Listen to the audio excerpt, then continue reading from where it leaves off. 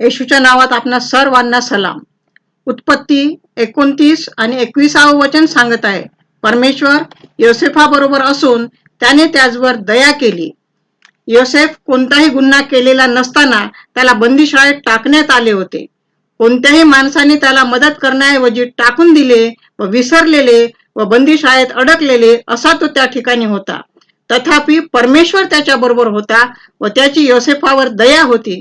म्हणूनच बंदिशाळेच्या अधिकाऱ्यांची त्याच्यावर कृपादृष्टी झाली. जे काही योसेफ करी त्यात तो यशस्वी होत असे. योसेफ बरेच वर्ष तुरुंगात अडकलेला होता, गुंतलेला होता. मित्रांनो, कदाचित आपण देखील आपल्या जीवनात बऱ्याच वर्षापासून कोणत्या दवाखान्यात, तुरुंगात, घरापासून दूर, दुसऱ्या देशात, स्वतःच्याच कैदेत अडकलेले असू. बाहेर पडण्याचा मार्ग दिसत नसेल. तुम्ही कोठे आहात, किती वर्षापासून अडकलेले आहात, या गोष्टीने काही फरक पडणार नाही.